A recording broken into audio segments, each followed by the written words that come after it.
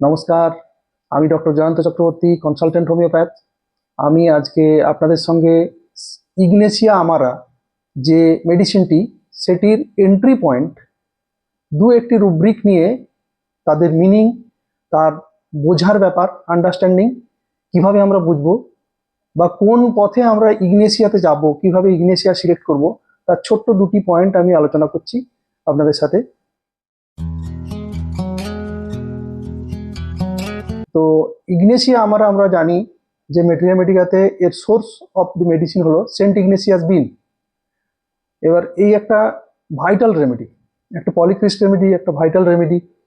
Ignatia একটা remedy যেটার মধ্যে একটা পার্ট হলো ডিসকন্টেন্টেড বা ডিসকনসার্টেড।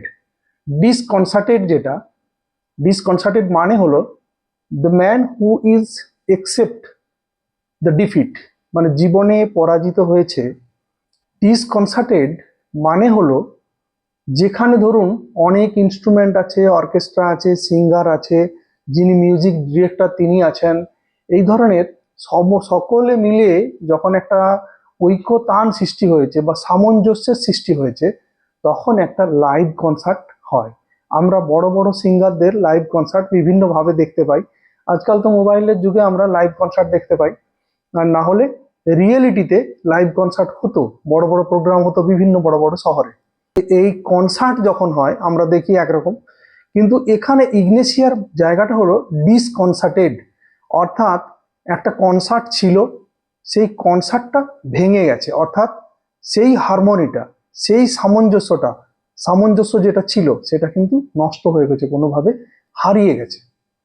এই একটা রুব্রিক, এটা একটা এন্ট্রি পয়েন্ট। তাহলে কোনো পেশেন্ট যদি আপনার সামনে এসে বলে যে একটা সামঞ্জস্য আমার ফ্যামিলিতে ছিল, আমার বন্ধুদের মধ্যে ছিল, আমার একটা ইনস্টিটিউশনাল যেখানে আমি সার্ভিস করি সেখানে আমার একটা বেশ হারমোনি ছিল, সম্প্রীতি ছিল, সামঞ্জস্য ছিল, সেটা কিন্তু আজকের ডেটে হারিয়ে গেছে।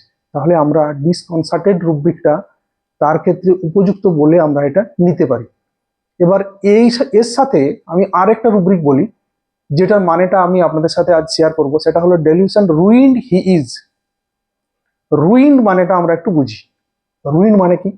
Something is ruined, something is spoiled, or something is destroyed. মানে ধরুন তার জীবন শেষ হয়ে গেছে, অর্থনৈতিক দিয়ে ব্যক্তিটি ধ্বংস হয়ে গেছে, বিজনেস ইজ রুইন্ড, বা তার রিলেশনশিপ, ফ্যামিলিতে যে রিলেশনশিপগুলো ছিল সেগুলো নষ্ট হয়ে গেছে, relationship is destroyed somehow, and the enterprises which he made, that was destroyed, but that was ruined. And the bank balance, the economical infrastructure, the economical financial status also ruined somehow. এই যে জীবনের তার সমস্তটা acquire জিনিসটা, যেটা সে অর্জন করেছিল, যেটা সে পরিশ্রম করে তৈরি করতে চেয়েছিল, যে জায়গায় সে গোল সেট করে পৌঁছাতে চেয়েছিল, সেটা যখন নষ্ট হয়ে গেছে, তার আশা ভেঙে গেছে, তার স্বপ্ন ভঙ্গ হয়েছে, সেই জায়গাটা থেকে তার ডেলিউশন রুইন্ড স্টেট আসছে, অর্থাৎ সে কোনোভাবে ধ্বংস হয়ে গেছে, নষ্ট হয়ে গেছে, তার স্বপ্ন ভেঙে গেছে। ডেলিউশন রুইন্ড হি ইজ মানে সে নিজে রুইন্ড, ধ্বংস, শেষ হয়ে গেছে। আমরা এই রুব্রিকটাকে ইগনেসিয়ার জন্য যথাযথভাবে লাগিয়ে এবং এই মানেটিকে অনুধাবন করে সেই কথাগুলোকে জাজমেন্ট করে আমরা ডেলিউশন রুইন্ড হি ইজ ইগনেসিয়ার ক্ষেত্রে লাগাতে পারি, এবং ইগনেসিয়া মেডিসিন ওই পার্টিকুলার পেশেন্টের জন্য সিলেকশন করতে পারি। ধরুন এটা একটা ভাইটাল পয়েন্ট, আমি এন্ট্রি পয়েন্ট এই জন্য বললাম যে ইগনেসিয়ার মতো একটা পলিক্রিস্ট রেমেডির কত শত এন্ট্রি পয়েন্ট হবে বা কত শত যে তার স্টেট অফ মাইন্ড হবে, এ বোঝাই ভার, বা বলে শেষ করা যাবে না, বা অনুধাবন করাও হয়তো আমার পক্ষে অসম্ভব। কিন্তু এটা একটা ভাইটাল পার্ট। আমরা যদি ওই দুটো রুব্রিক মানে ডিসকনসার্টেড এবং ডেলিউশন রুইন্ডের মানে বা মর্মার্থ যথাযথভাবে বুঝতে পারি, এবং এটা যদি পেশেন্টের ফিলিংসটাকে ঠিকমতো আন্ডারস্ট্যান্ড করে আমরা যদি লাগাতে পারি, তাহলে আমরা ওই ইগনেসিয়া এই রুব্রিক ধরেই আমরা মেডিসিনটি সিলেক্ট করতে পারবো। এইবার এই জায়গায় আমি আর একটা ছোট এন্ট্রি পয়েন্টের কথা বলছি।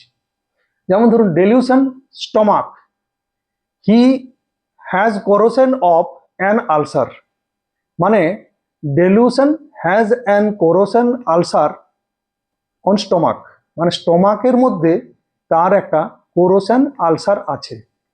স্টমাকের যা স্ট্রাকচার, স্টমাকের যা পরিস্থিতি সেটা নষ্ট হয়ে গেছে। তাহলে ডেলিউশন স্টমাকই বা কি, ডেলিউশন কোরোশনই কি, আমরা একটু বুঝে নিই। মানে রিয়েলিটিতে কেমন হবে বা পেশেন্ট কি বলতে চাইবে, তার ভার্সনটা কেমন হবে, যেটা দেখে আমরা বুঝতে পারবো, যেটা শুনে আমরা ফিল করতে পারবো যেটা ইগনেশিয়ার স্টেট। যেমন ধরুন স্টমাক মানেটা কি। ধরুন স্টমাক আমরা সবাই জানি it is a part of digestive organ, একটা ডাইজেস্টিভ অর্গানের একটা পার্ট, তাহলে একটা জে শেপেড অর্গান। আপনারা জানেন যে স্টমাকের 2-3টি পার্ট হয়, 3টে পার্ট, সেখানটা ধরুন সেই জায়গাটা ধরুন সেখানে তার মেন কাজ হলো যে স্টমাক থেকে কিছু ডাইজেস্টিভ এনজাইম সিক্রেশন হয়। তাহলে ডাইজেস্টিভ পার্ট যেখানে কিনা রিজার্ভার অফ ফুড, যে খাবার আমরা যা আত্মস্থ করি বা খাবার আমরা যা খাই তা আমরা স্টমাকে গিয়ে সঞ্চয় করি, সেখানে যে ডাইজেশন চলে, মানে মুখ থেকেই ডাইজেশন শুরু হয় কিন্তু ওখানে ডাইজেশনের প্রক্রিয়াটা চলে। তাহলে এই ডাইজেস্টিভ অর্গানের একটা পার্ট যেখানে কিনা ডাইজেশন হচ্ছে, সেই ডাইজেস্টিভ এনজাইম যেমন সিক্রেশন করছে, তেমনি ও আরেকটা কাজও তো করছে, যেমন ডাইজেশন করে সমস্ত খাবারের যা নির্যাস, সেই নির্যাস অংশটাকে পুরো বডিতে পৌঁছে দিচ্ছে, অর্থাৎ নিউট্রিশনটা। এই যে ধরুন আমাদের উৎফুল্লতাটা, আমাদের এনার্জিটা, আমাদের মনের শান্তিটা, সমস্ত কিন্তু আমরা ওই স্টমাকের স্মুথ ফাংশনিং এর ফলে পাচ্ছি।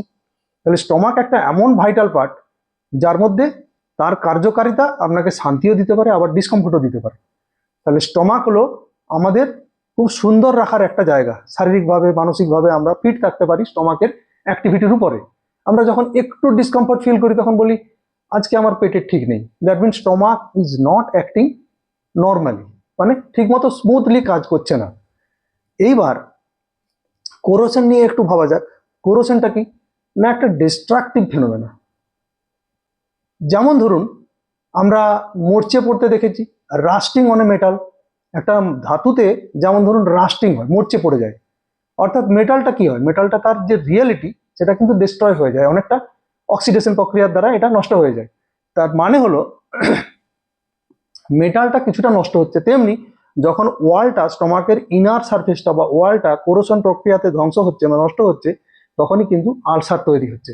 এবার আলসার হলে একটা নন ফাংশনিং পার্ট, যেটা কিনা একটা প্যাচি পার্ট, আলসারেশন বা ডিসকন্টিনিউটি অফ দ্য সারফেস, সারফেসটা নষ্ট হয়ে গিয়ে সেখানটা ড্যামেজ হয়েছে, একটা ক্ষত তৈরি হয়েছে। তাহলে যে স্টমাক আমাকে এতদিন ধরে শান্তি দিচ্ছিল, একটা প্রশান্তির ছাপ তৈরি করছিল মনের মধ্যে, যে স্টমাক আমার শরীরের পুষ্টি বয়ে আনছিল, যে স্টমাক আমাকে এনার্জি দিচ্ছিল, যে স্টমাক আমাকে আরো বুদ্ধিমত্তার সাথে সামাজিক কাজকর্ম বা নিজের কাজকর্ম করার জন্য এগিয়ে যাওয়ার জন্য হেল্প করছিল, সেই জায়গাটায় আজকে কিন্তু স্টমাকে আলসার হওয়ার ফলে, কোরোশন হওয়ার ফলে কিন্তু আমার সমস্ত জিনিসটাই বিঘ্নিত হচ্ছে। তাহলে স্টমাক ছিল একটা মেরুদণ্ড সম, অর্থাৎ সাহস যোগানোর, এনার্জি যোগানোর, কাজ করার মতো একটা পার্ট, যে পার্টটা কিনা আজকে কোরোশন হয়ে গেছে, নষ্ট হয়ে গেছে, ডিস্ট্রাকশন হয়ে গেছে। তাহলে এই ডিস্ট্রাকটিভ ফেনোমেনা। এইবার ধরুন একটি ছেলে সংসারে আছে, সেই সংসারের ওই ছেলেটি হলো আর্নিং মেম্বার, যে কিনা রোজগার করছে।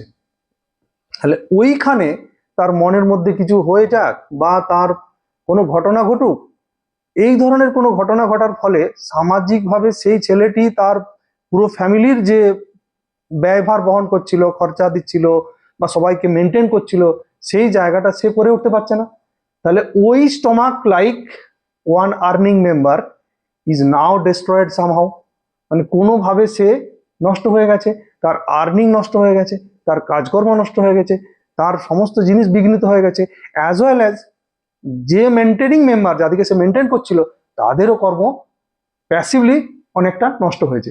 তাহলে এখানে delusion stomach has corrosion of an ulcer খুব ইম্পর্টেন্ট রুব্রিক, এবং খুব বুদ্ধিমত্তার সাথে এটা বুঝতে হবে, বুঝে ইগনেশিয়ার জন্য আমরা সিলেক্ট করতে পারি। তাহলে এই দুটি রুব্রিক এবং ডিসকনসার্টেড, এই তিনটে রুব্রিককে আমি মানে সহ বুঝবার চেষ্টা করলাম, এবং এর যেগুলো ফিলিংস হবে বা পেশেন্ট যেভাবে বোঝাতে চাইবে তার প্র্যাকটিক্যাল অ্যাপ্লিকেশনটাও কিছুটা আপনাদের সাথে শেয়ার করলাম বা আলোচনা করলাম। কি ধরনের কনভারসেশন হবে এটাও বোঝানোর চেষ্টা করলাম। এই আলোচনাটি আপনাদের কেমন লাগলো তা অবশ্যই কমেন্ট করে জানাবেন। নমস্কার।